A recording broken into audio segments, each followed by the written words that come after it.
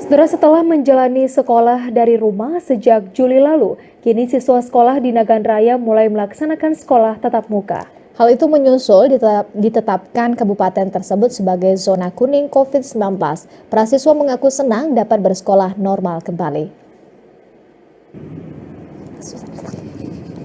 Hari ini merupakan hari pertama sekolah tatap muka diberlakukan di Kabupaten Nagan Raya di tengah pandemi COVID-19. Setelah sejak Juli lalu mereka harus belajar dari rumah atau BDR. Seperti halnya di SMK Negeri 1 Nagan Raya, para pelajar mulai melakukan aktivitas belajar seperti biasanya, namun tetap dengan menerapkan protokol kesehatan seperti anjuran pemerintah memakai masker, mencuci tangan, serta menjaga jarak. Salah seorang siswa, Maulana Fahri, mengatakan belajar di rumah kurang efektif dikarenakan kerap terganggu jaringan, sulitnya memahami pelajaran dari guru, dan mahalnya paket internet. Ia berharap pandemi segera berakhir dan dapat terus belajar secara normal kembali. Jadi bisa tetap muka sama guru, kalau belajar di rumah susah.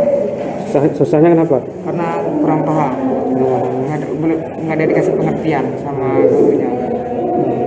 Udah berapa lama kira-kira belajar di rumah? Udah ada 2 bulan. Paketnya susah juga. Susah juga. Jaringan sekarang pun lelet. Untuk diketahui, pemerintah Nagan Raya kembali memperlakukan sekolah tatap muka bagi siswa kelas 4 hingga 5 SD, SMP, dan SMA sederajat. Diberlakukannya sekolah tatap muka setelah keluarnya status zona kuning, yang sebelumnya kabupaten ini berada pada zona oranye dan sempat beberapa waktu berada di zona merah COVID-19. Dari Nagan Raya, Aziz Saputra, TVRI Aceh melaporkan.